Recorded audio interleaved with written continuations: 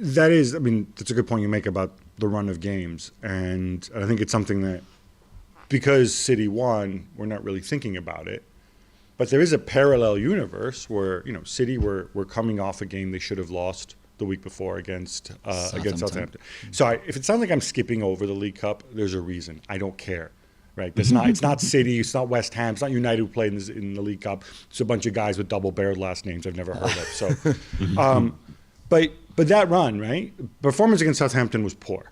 Yeah. They should have lost that game. I thought they deserved to lose that game. Yeah. And then you get it wrong at Stamford Bridge. And then all of a sudden you have Paris Saint-Germain in the Champions League where anything can happen. And you're going there at the Parc des Princes. Last time out, you conceded 3 goals, incidentally. And then Liverpool next weekend.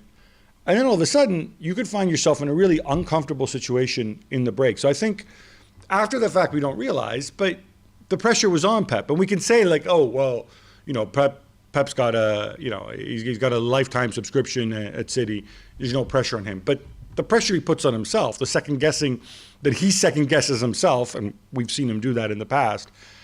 I mean, I thought we could look back, and this could really, in some ways, be a bit of a turning point. But just on that, and I'll pass it on to Nedum, because when we were talking on Saturday after the game, Nedum said something which is really right. He said, I think people forgot how good City were, or how good City are. And there's people who said, oh, but this City team is not as good as last season. How can they be when they added Jack Grealish and didn't lose anyone of importance? I know Sergio Aguero left, but he was not important last season.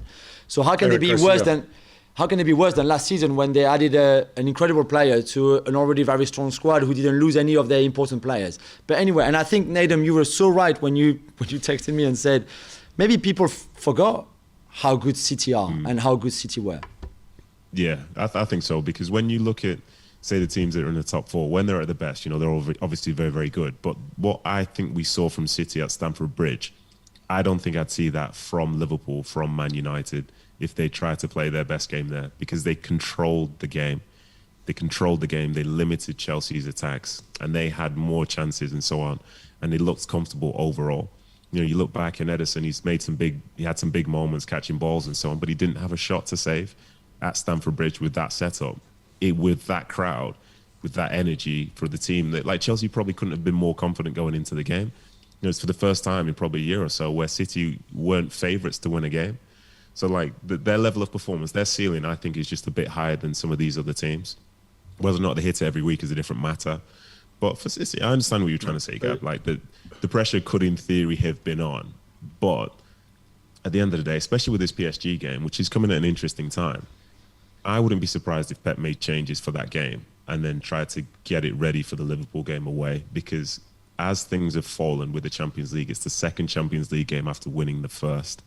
So the pressure for that is not the same as if it was going to be one in the later stages, whereby they needed to go to Paris and win the game. This just feels a little bit different. Please, Nedum, call Pep and tell him, do you know what? This PSG game is not important. Just put the same team that you played in the League Cup without De Bruyne and Foden starting.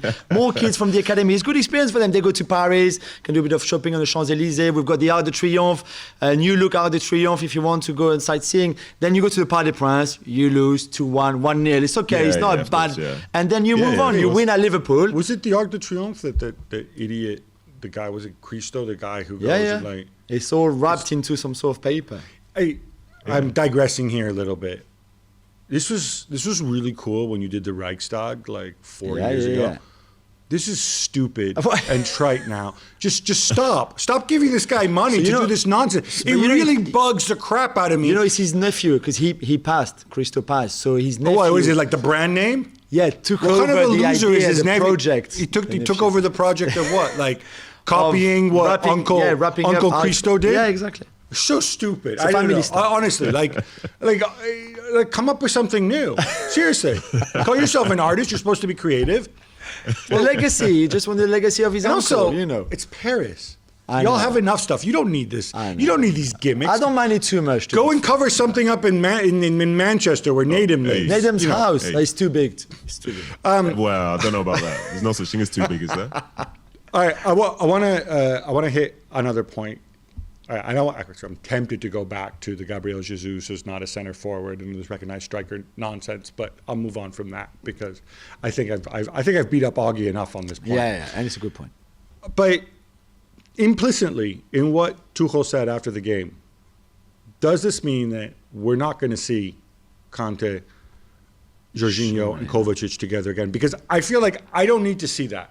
I feel like there's games where it has worked, and obviously we all remember those games. Spurs second half, but do it like this. When you feel at halftime, you don't need that to beat Spurs in the second half. No. But he made that call at halftime at Spurs because the game asked for it. Because I think that was the right answer to. I don't want to see this from the start again, except in very singular situations. Yeah, I'm with you. Because there's no point in spending 100 million on Lukaku if you don't put people around him. There's no point in having half a dozen world-class attacking midfielders. That's true. If you're not going to use them. Yeah. And it's especially egregious, I think, when you don't have the attacking wing back. Once you're forced to put Azpilicueta on the right, you know you're not going to get anything from there. Yeah. And you're just going to get poor Marcos Alonso, doing his giraffe act up and down the wing.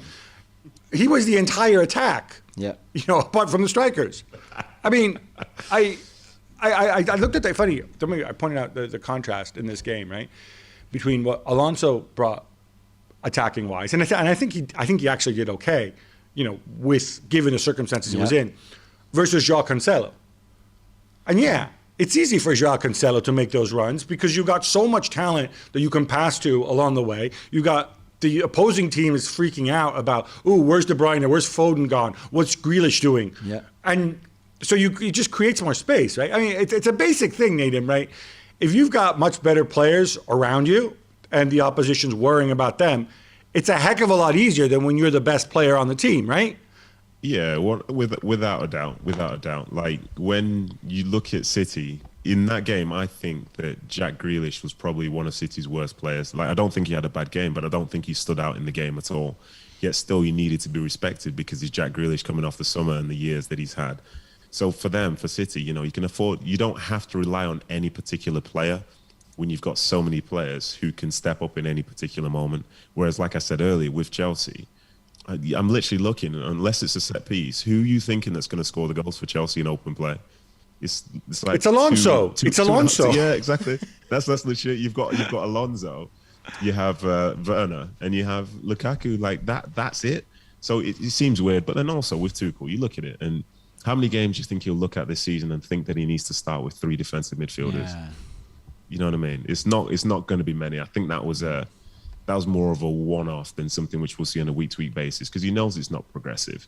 But the opposition he was playing against in that moment, I think he just thought that they were going to try and dominate midfield, and he went for that 3. And it didn't even come close to working out. But I don't expect to see that very often this year from Chelsea at all because they don't need it. Thanks so much for watching ESPN on YouTube. And for more sports highlights and analysis, be sure to download the ESPN app. And for premium content and live streaming, subscribe to ESPN Plus.